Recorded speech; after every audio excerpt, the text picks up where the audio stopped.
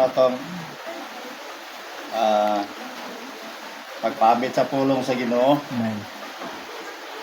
Itong kasal ni Errol, abtik pa man ni Sister Rosa. Si pa man ni silpi-silpi. Ato kadlawan ni nga, na-post. Ha? Butong bukod, abtik pa man itong karon nga, i-post naman nga, yung pahulay na. So, kini siya mga igsoon, mga igala, manay na ang gingon sa Ginoo nga ang atong ugma wata kay balo. Wata masayod sa atong ugma. Yan ingon pa gyud ang Ginoo nga ang ato bang adlaw di sa Hob atong basahon ning Hob.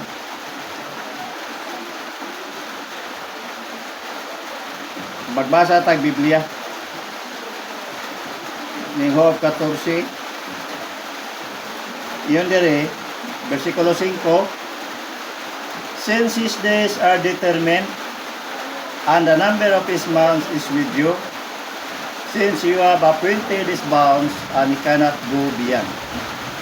Kaya ang adlaw na to tinagalan. Kung nagbutang siya mga utlanan nga di nato malabang. So, mo to'y utlanan ni Sister Rosa. Gihatag sa Ginoo niya na dili na niya malabang. Bisa kung saan pa nato paningkamot, kay hatagan man ta sa Dios og utlanan. Ya, ang utlanan wata masayot. So ang tagal sa Salmo, yun din sa Salmo 90. Nabasahon.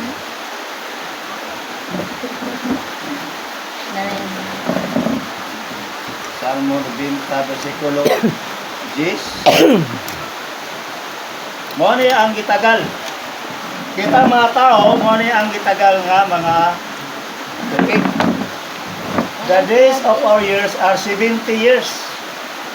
So, ato mga tuig 70. Kung tungod sa kabasko, 80. Pero ang iyang garbo, maulang ang kabudlay o kagulanan.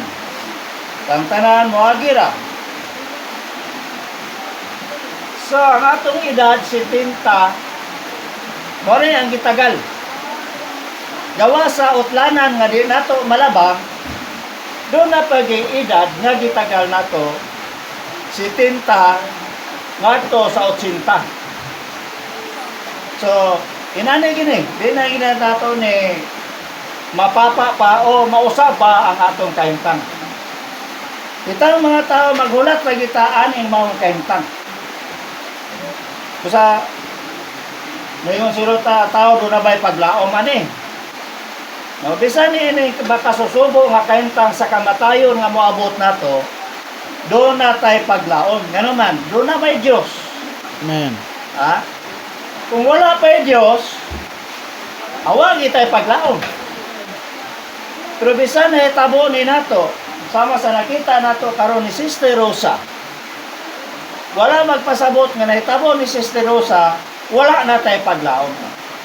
Bisan og wala tayo utlanan di malabang. Karon baskog pata kaayo sama ni Sister Rosa atong kasal. Maayo pa dito pangkuan pero usa man ang utlanan ni ato ra dito. Og man tawagi utlanan ato puta sa edad. 70, 80. Busa kung kanay atong hunahunahon, makaguol na kahintang. Pero, naaman tayo Diyos, busa atong isgutan po, ang iya sa Diyos. Ang Diyos may ga-declare aning kamatayon. No? Sa sinugdanan, giingnan lang niya ang tao. Sa Genesis 1, Genesis 2:14, 15, kain siya nga makakaon ka, ipapili magod ang tao, wala ba ba yung nga gihimong robot ang tao. Sa diyang gibutang si Adan sa taraman sa Eden, ipapili lang siya kalabot sa pagkaon. makakaon ka sa tanang kawis tanama, napan sa kawis sa kaibalo, mayog daw ta, di ka mukaon. Ani, kaysa parang mukaon ka, mamatay ka. Mara na siya ang sinugdanan ng atong kahimtang, mga higala, mga igsoon.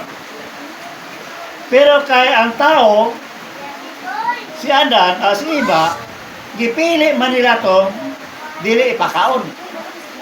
Asa man to dili ipakaon, katong kahoy sa kamatayon. Mukaon lang ka, di ka magpakasala. Silang Adan, wala nun nga, makasala ka, mamatay ka. Di nga na to, mukaon ka. Kung mukaon ka sa iyo kalanon, katong kahoy sa kaibalo may dautan, mamatay ka. Wala mo makasala ka, mamatay ka. Kundi mukaon ka, mamatay jud ka. Karon ka mao may gipili, mao may gikaon ang kahoy sa kamatayon. Mao na resulta Roma 5:12, bisag watay labot atong pagkaon nila. Rogingon man dire. Basaon. Oy, Bisaya dito.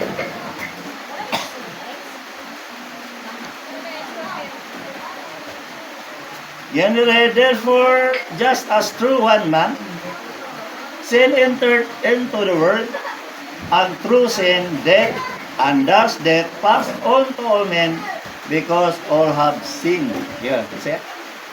Okay, let's go. Roma 5:12. Busa maingon nga nakasulod ang sala sa kalibutan pinaagi sa usa ka tawo. Sa usa ka tawo. Ug tungod sa sala ang kamatayon, ug tungod ni ana ni kuyanap ang kamatayon sa tanang tao, kay nakasala man ang tanan. So din klaro nga ang kamatayon dili sa atong binuhatan. Dili ko ni gani sa atong pagkaon. Sa atong pagkaon dahil. Gikan ni Adan. Yung sa ginandre, pinaagi sa usa ka tawo. Si Adan. Nisulod ang sala sa kalibutan. O nisulod pod ang kamatayon tungod sa sala. O nikuyanap ang kamatayon sa tanang tao. Kaya ang tanang tao, nakasala man. Dili mo nga nakasala taghapon. Kining gisgutan gikan ni Adan. Busa bisag unsa na to kamaayong tao, bisan unsa na to kabutan na tao, basta kaliwatan ni Adan, kaliwat sa taong mamatay. Ha? Di kini kapugngan. Mamatay bitang tanan. Pero ang Diyos nga nagtagad po sa atong kahimtang. Loyo ni negatibong kahimtang atong makita karon. Naay gibuhat nga sikreto ang Diyos. Dinhi nato nga gitawag nato og kaluwasan. Wala ta pasagdi sa Diyos. Lamang na kailangan tang maminaw, no, sa paaging gitudlo sa Diyos. Dili ta kaluwas sa atong kaugalingon.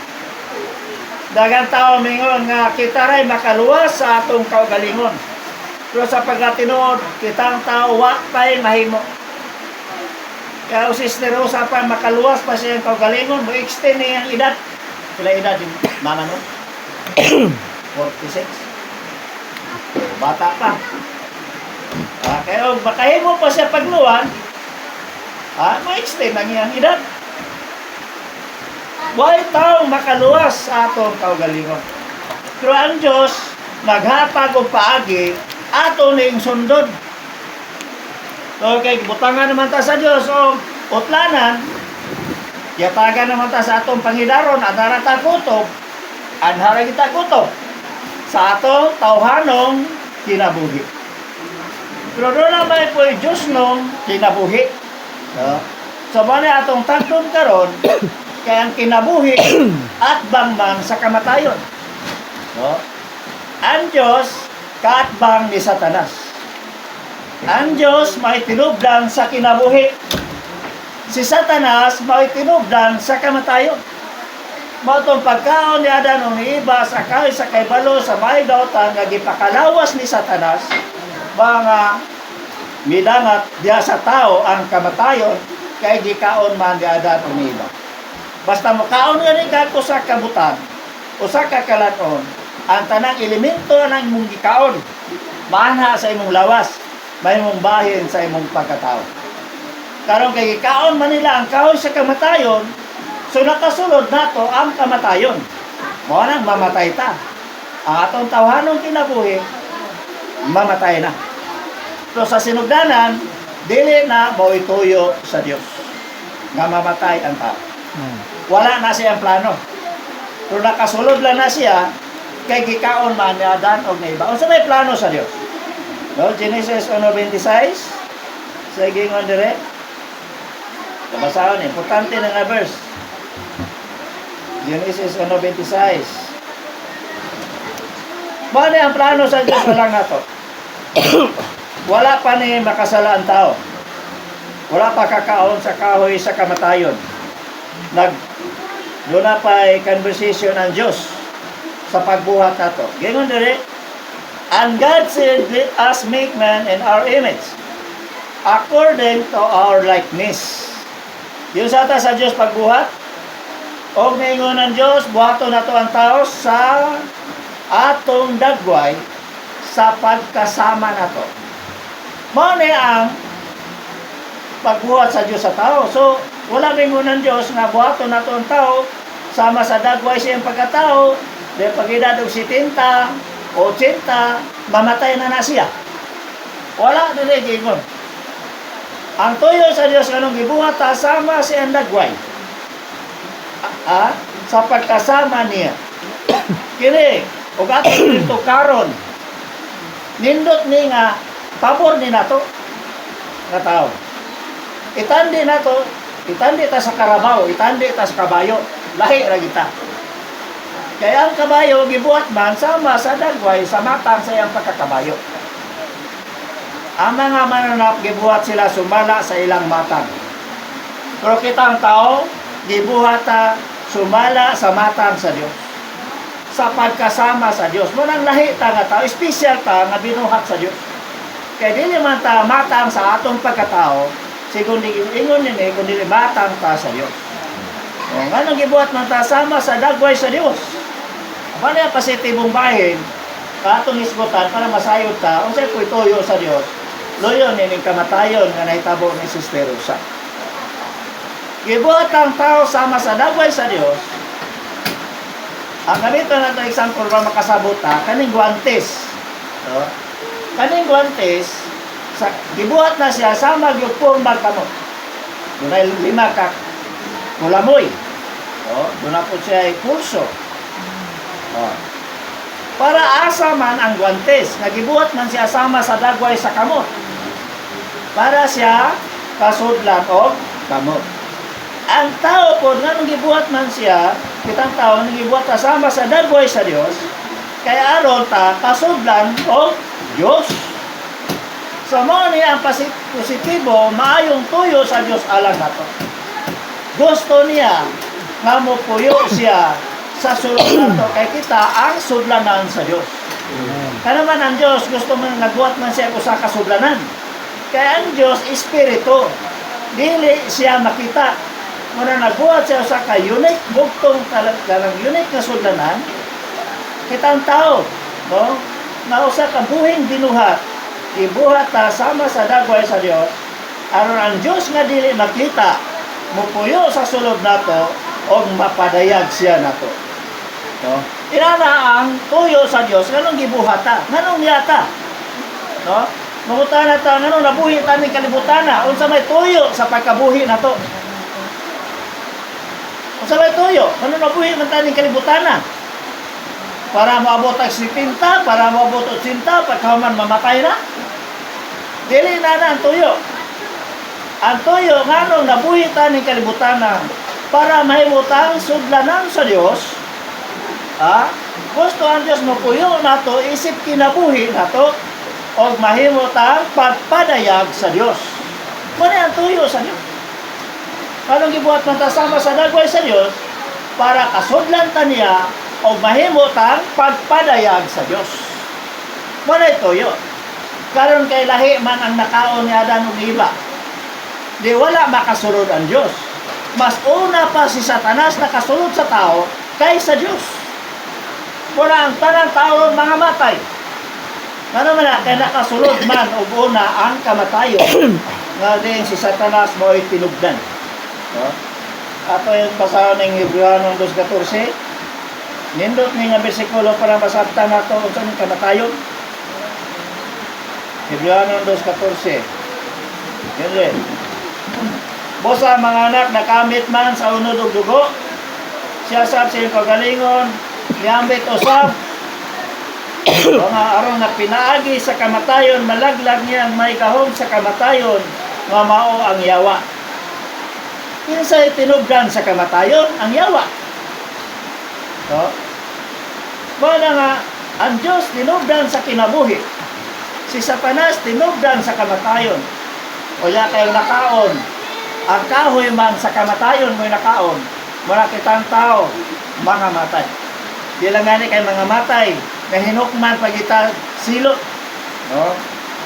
Sa Roma 5:18, gawa sa mamatay ta, naapay silot.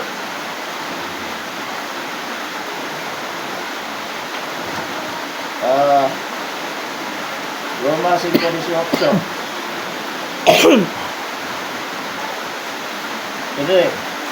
So then, as it was true, one offense unto condemnation to all men, so also it was true, one righteous act unto justification of life to all men.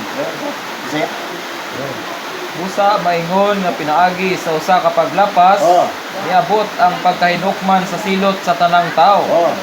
Ingon sab ni ana pinaagi sa usa ka buhat sa pagkamatarong, nidangat ang pagkamatarong sa kinabuhi ngadto sa tanang tao.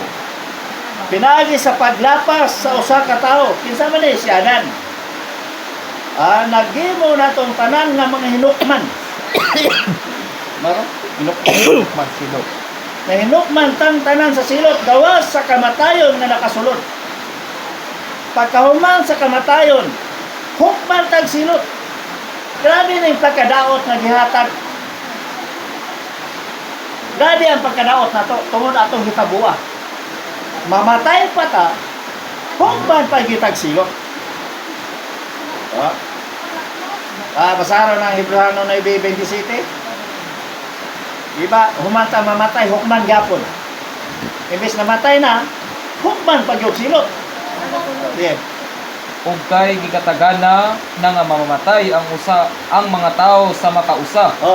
Ug human ni ana moabot ang paghukom. Ang tao gibutan mamatay sa makausa, inig kamatay, namatay na unta, wala untay problema. Mabitaw ng taong nagagutang bayan namatay kay impas ta ng problema. Pero dili wala, dili maimpas. Ano man? Kay ang tao mamatay sa makausa, humana na paghukom. Busad ako kay kadao tong pagkaon na to. Di Adan o iba, gikaon nila itong kahoy sa kay balong may dautan, pasdan dako ang kapildihan alang na to. Mamatay pa ta, hukman pa tagsilot. Kaduha de, kausa na ta mabuhi, kaduha mamatay. Ano basaw, di ba? Kaduha ta matay. Bugna, 21:8.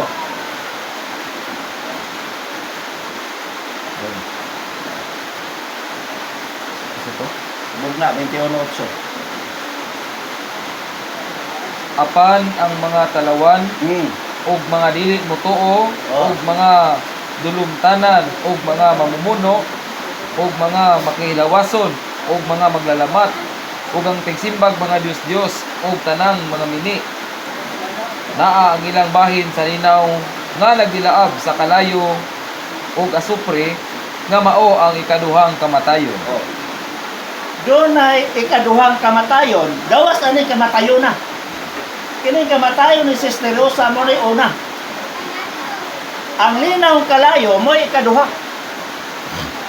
Kung sa kung mamatay ta nga walay kaluwasan nga napaymuslan nga buhi pata, ang mahitabo na to nga tao, nalinya ta sa dili mga magtotoo, nga kausa mabuhi, kaduha mamatay. Mo niya taytang. Mamatay ta physically karon, tiwasan pata sa linaw kalayo may kaduhang kamatayon. Munang luoy kayo ang tao nga dili makadawat sa kaluwasan sa Dios.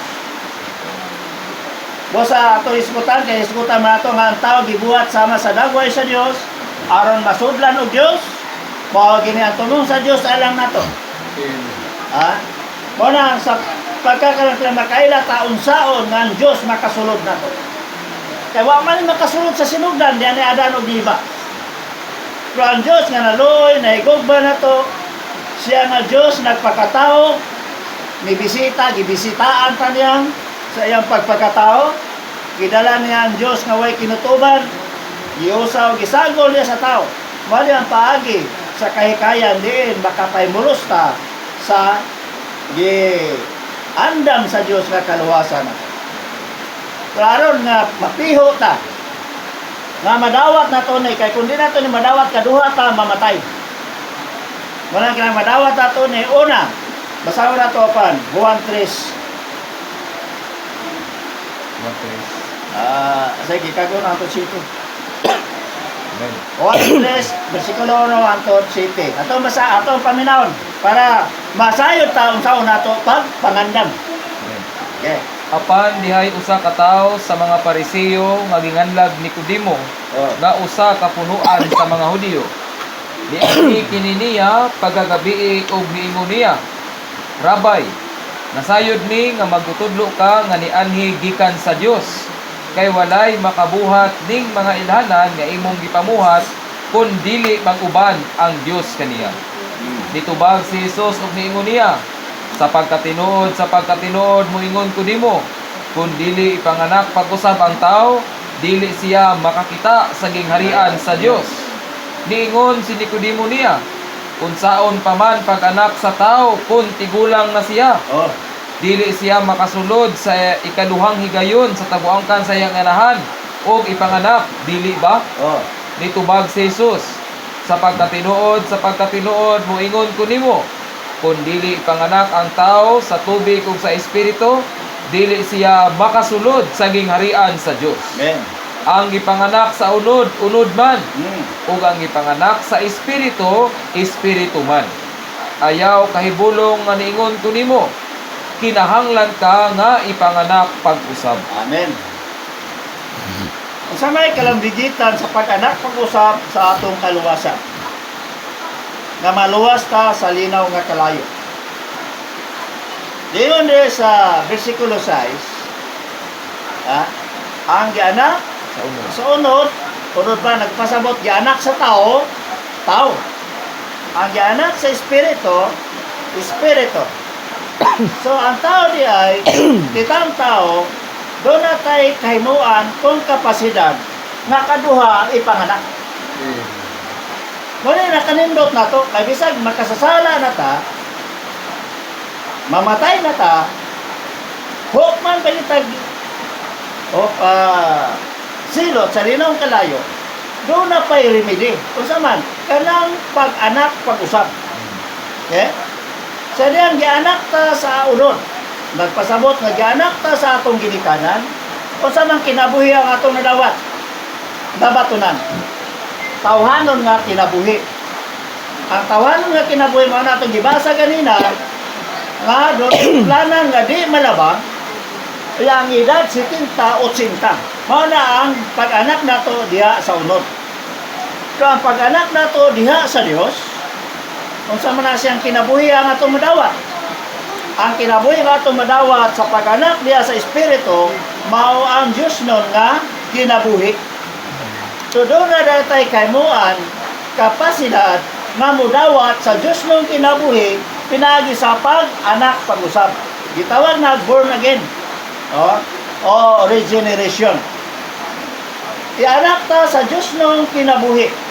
Kanang Diyos nung kinabuhi may magluwas nato sa kamatayon. Ang Diyos nung kinabuhi nagpasabot siya sa kinabuhi sa Diyos.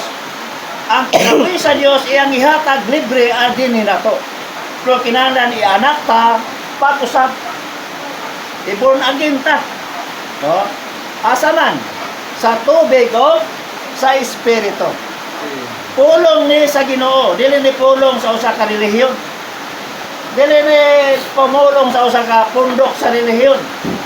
Bisag asa ni nga Biblia mabasa ni nga kinahanglan ang tao ipanganak pag-usab para makabaton ta sa Dios nun nga kinabuhi o kanang Dios nun kinabuhi maunay magdala nato nga mabuhi ta og mausa uban sa Dios.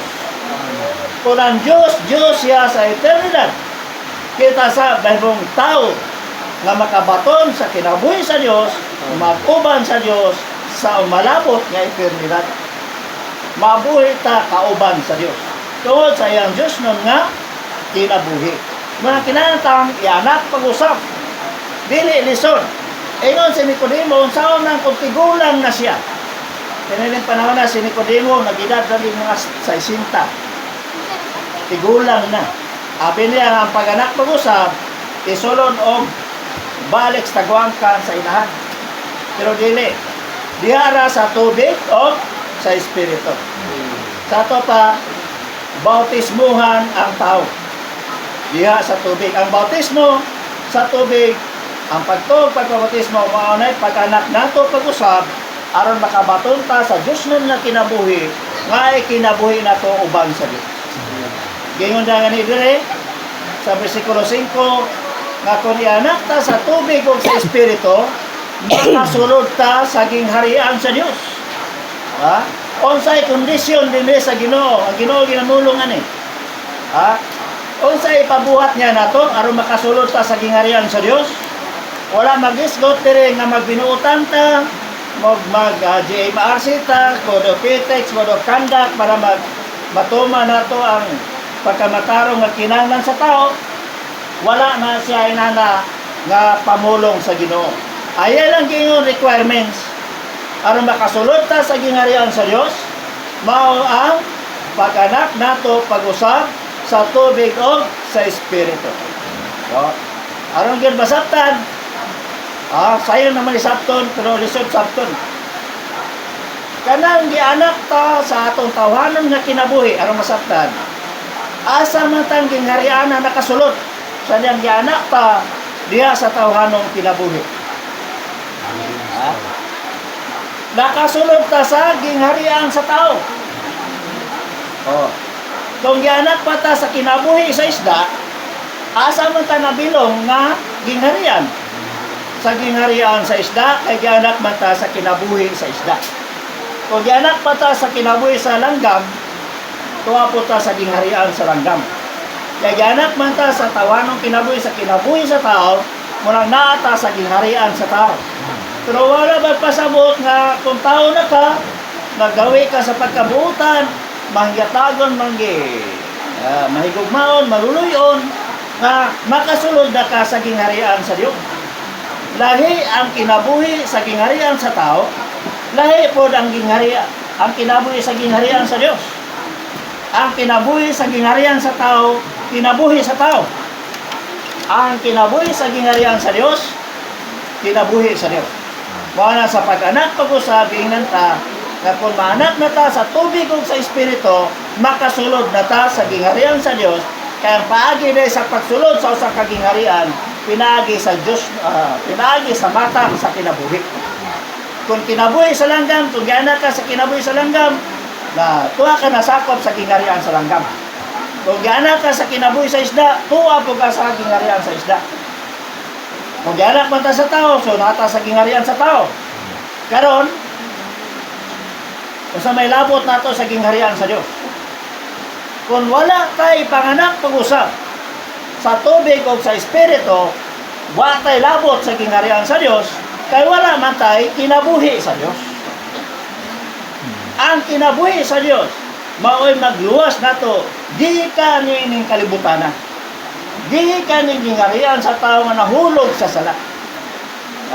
Bisa kung sao gidukar ang mga tao, why gi katungod nga bubuhat og pagkamatarong. Ang uban doon, ang abogado, may engineer, paglingkod, naganis position sa gobyerno, di gyud kalikayan, alam nila. Di gyud pwede dili. Nga naman kay na ang tawanong kinabuhi, dili pagkamatarong atubangan sa Dios. Ang kinabuhi ra sa Dios, ang makapasulod nato sa gingharian sa Dios. Amen. No? 1:3:16 atong basahon. gihatag ning kinabuhi. Libre. Yan. 1:16. Oh. Kay gigugma gyud sa Dios ang kalibutan, Oh. nga gihatag niya ang bugtong niyang anak, aron dili malaglag ang tanang mutuo ngadto niya, Oh. kun dili makabaton Oh, og kinabuhing dayon. Amen. Ha? Gigugma sa Dios ang kalibutan. Kinaon, yung versikulo inyo ni basahon sa inyong balay. Ayaw mo pagsalig, nga doon ay mabasa ninyo. Kamo mismo, pahimosli ni. Kung sa gingon na, gigugma sa Diyos ang kalibutan. Isa man yung kalibutan nila, kitang mga tao. Sa pagkaagi ang gihatag yan, bugtong nga anak. Ang tanang muto niya, dili malaglag. Asa malaglag? Sa linaw kalayo. Kung dili, makabato ni noon kinabuhing dayon. Ha? Makabaton ta og kinabuhing dayon. Pero problema, di kita malipay ba? Kadaghan sa mga eksor, pag-isip kinabuhing dayon, mo di malipay.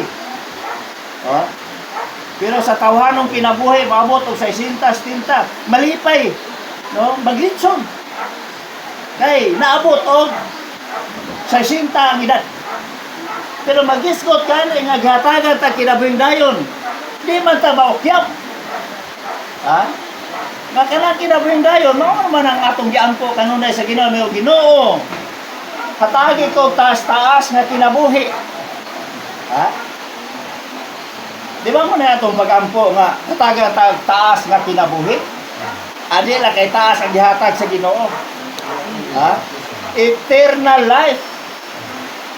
Walay katapusan kinabuhi ang gihatag dili taas-taas. Ha? Ay ka malipay ani kay dili man karabaw gihatagan ani. Ha? Dili kabayo, dili ang kanding mo'y gihatagan ani. Kinabuhing dayon nga gihatag sa Dios kay kang tao mo'y target ani nga makadawat ding kinabuhi. Kay ang tao mo'y toyo og sentro nini nga kabuhatan. Kung walay tao, mamingaw ang Diyos. Mamingaw ang universo kung walay tao. Bisan pa ang bagong langit o bagong yuta nga giandam sa Ginoo lang nato, mamingaw kung walay tao. Bosa, ang paghatag sa kinabuhing dayon, dili na ihatag sa karabaw. Gihatag ni sa tao. Libre.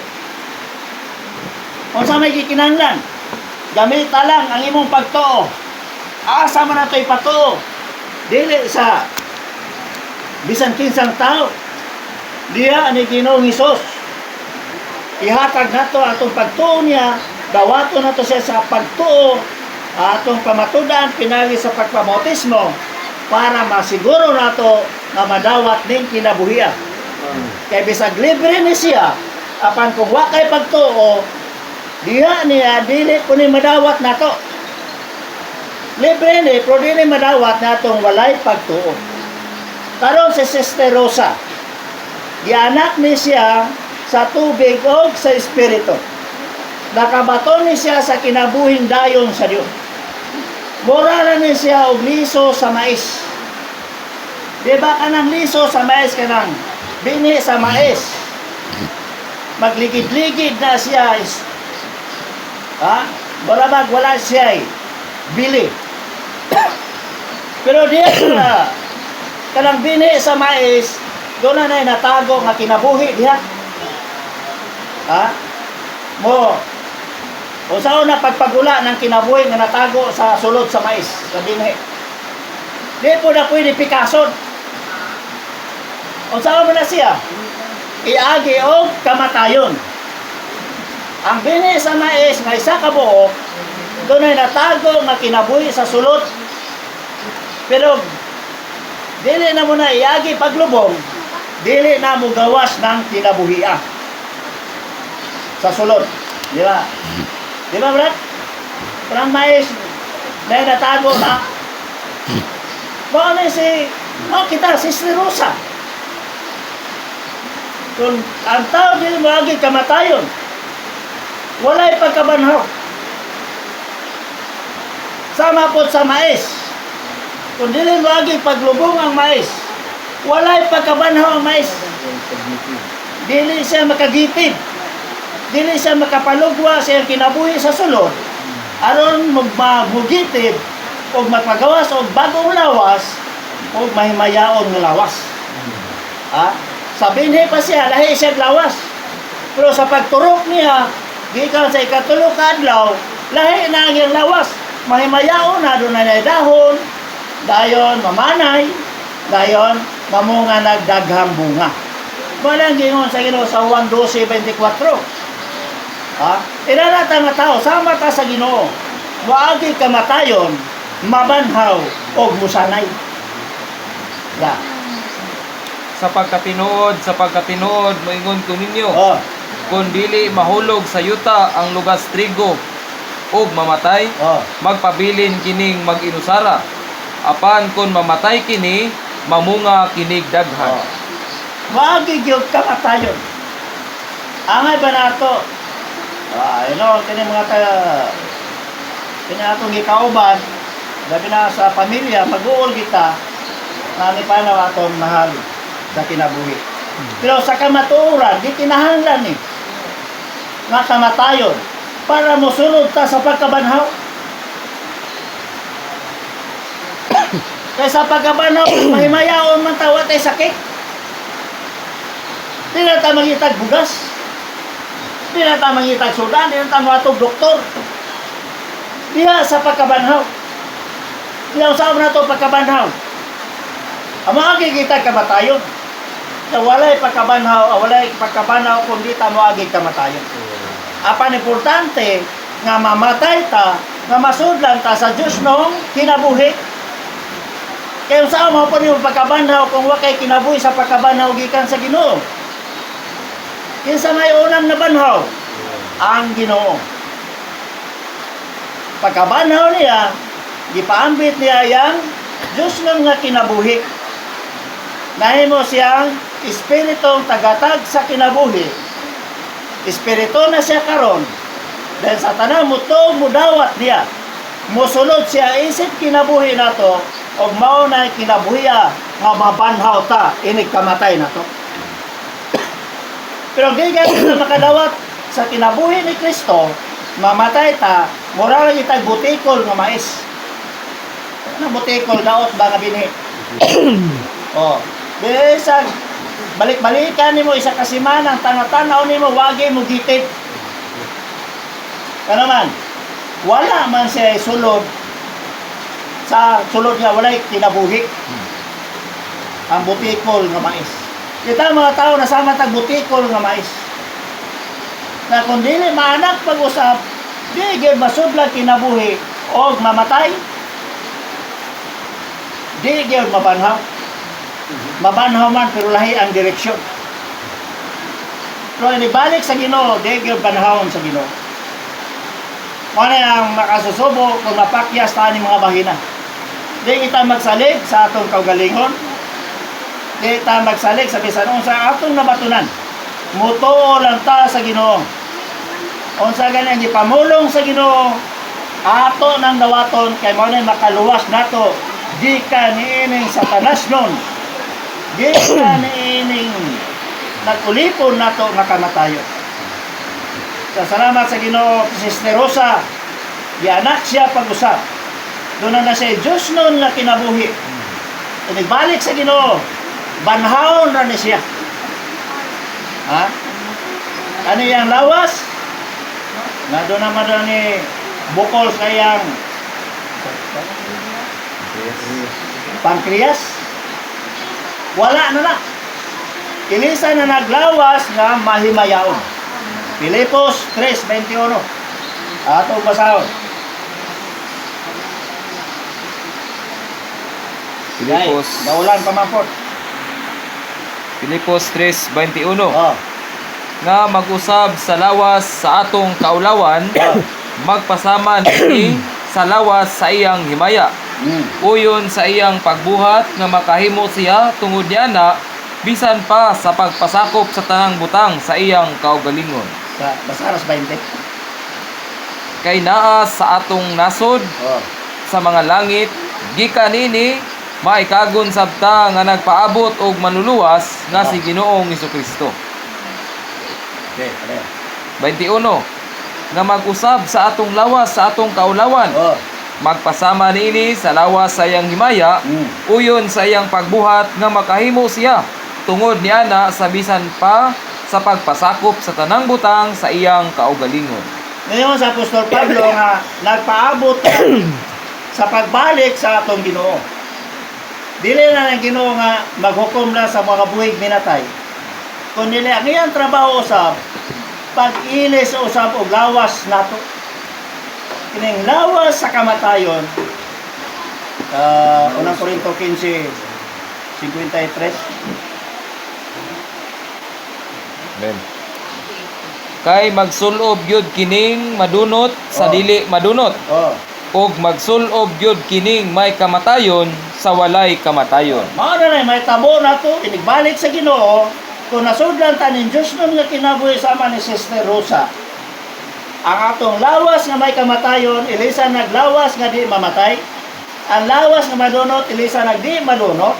Ang lawas nato sa kaulawan, ilisa mahimayaon nga lawas sama sa lawas sa Ginoo sa iyang pagkabanhaw.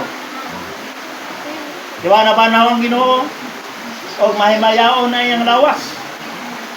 Dili na lawas nga madunot. Pero ang makaabil ani, ang makabaton ani, katong gianak pag-usab sa tubig o sa espiritu. Amen.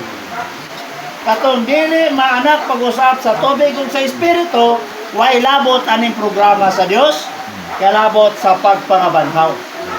Basta ato yung dawaton ang kamatuoran gipamulong sa Ginoo para nga unsa gani ang mabatunan ni Sister Rosa ato sab nga mabatunan. Amen. Kung ini kabanahon niya na nasa lawas nga di madunot, di mamatay, mausap kitang gidawat sa Ginoo. Sadyang mamatay tayo, di kabanahon na to, doon na po tayo lawas nga mamayaon, lawas di mamatay, lawas nga di na madunot. Amen. No? Nga, magpuyo na ta, uban sa Dios sa umalabot nga eternidad. Amen. Sa dagon ng Ginoo, wala patulgo naman mo.